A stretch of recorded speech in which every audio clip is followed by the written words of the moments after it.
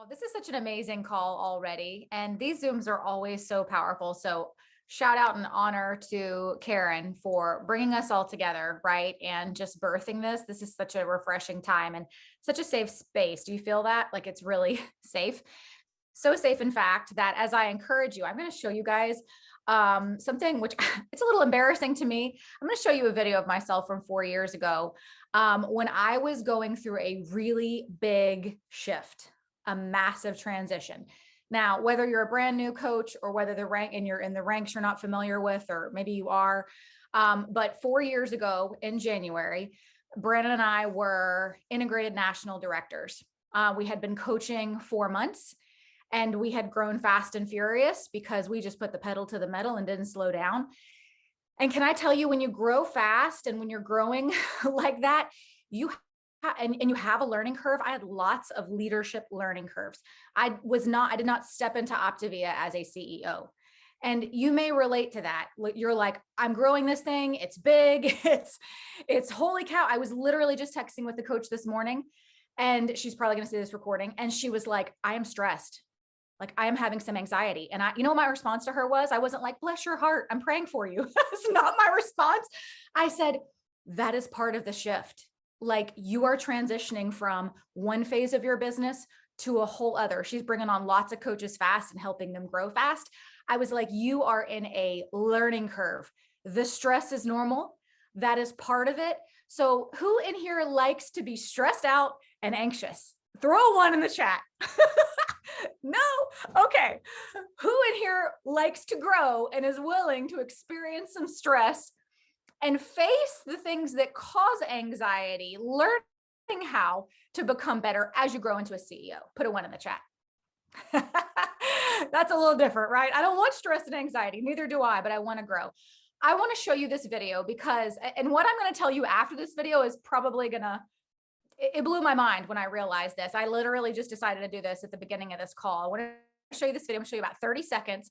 I want you to notice not just what I say, but how different I am. I mean, my demeanor is completely different. Okay. I just want you, and my skin. Oh my goodness, my skin. This is hilarious. When you're in Optavia long enough and you continue your healthy habits long enough, your hair and your makeup game and your skin should improve. But if I've ever had discouragement or experienced discouragement, I would say it's been in the last week. Just after getting settled here in South Carolina, our big move and our big transition. Now things are starting to feel just normal, like we're settling, and that's kind of scary in some ways. I don't know how to explain that. If you've had a move and a big transition, you guys understand. But anyway, so I've had some doubt and I've had just some discouragement. And just the other night, sitting on our couch, I just broke into tears and I told Brandon, I said, I have not been honest with myself, but I have an intense fear of failure. And so I was just and I think that is what drives me. And in some ways that's good, in some ways that's bad. So just kind of sharing that openly because. Okay. I just wanted to show you that little bit because I was in a place where I was discouraged. It was the middle of the month in January of 2018. I was discouraged. I was in tears. I was growing and being stretched. Can I tell you what happened 2 weeks later? We went global director for the first time. And 6 months later, we went presidential. Forget the rank. That means we grew as CEOs fast. It was scary. It was new. It was stretching.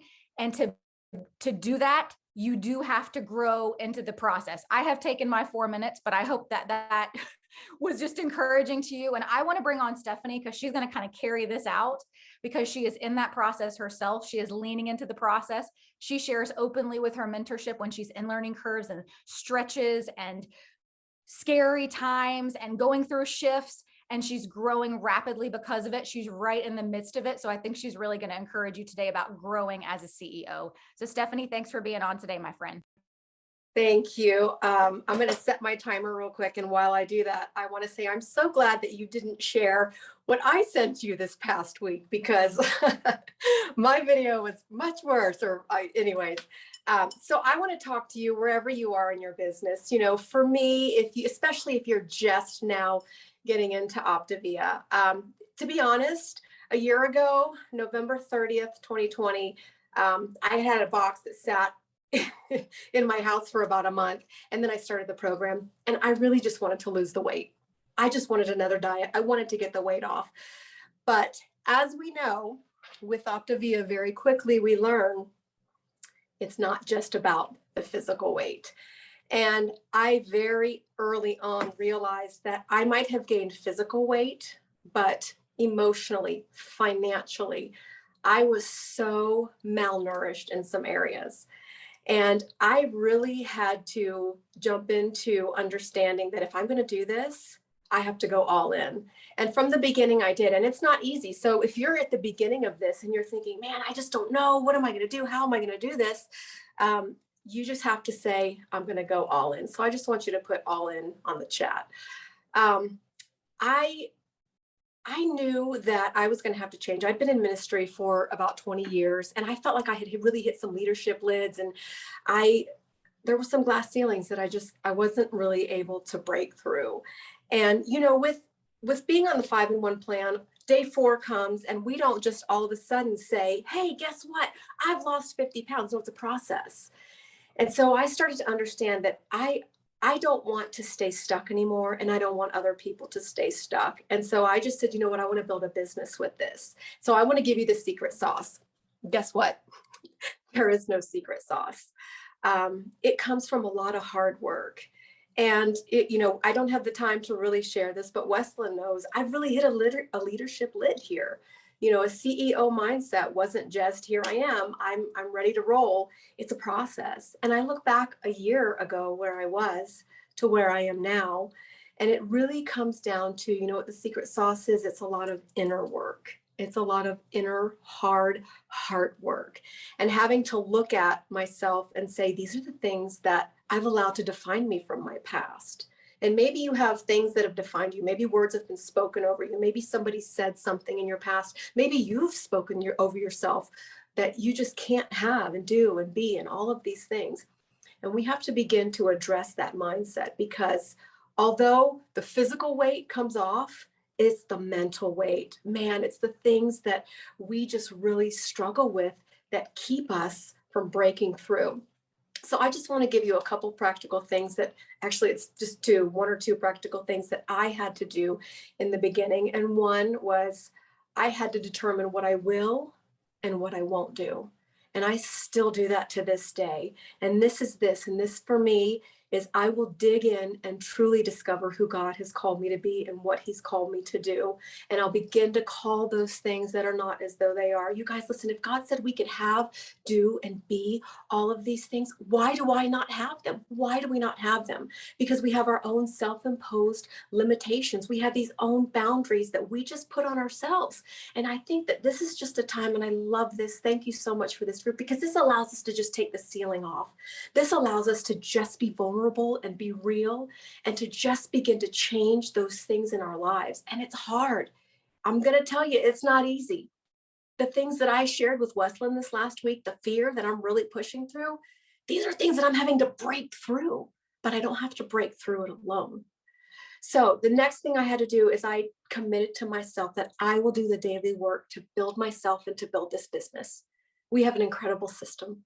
I have an incredible mentor. I have an incredible coach. We have these incredible women that we get to lean into, but I had to make that commitment that I'll do the daily work. This last season that I've walked through, y'all, I don't even have time to tell you about it, but I didn't delay in it. I just kept doing it. I just kept pushing through. So I just want to tell you, you've got to continue to find those things that you're going to do and not do. I had to say no to binging TV. I had to say no to scrolling. I had to say no to the things that were sucking the life and energy out of me. Things that I enjoyed doing, but I had to begin to say no. So maybe you think, I just don't feel it. Doesn't matter what your feelings say. I want to leave you with this for the sake of time.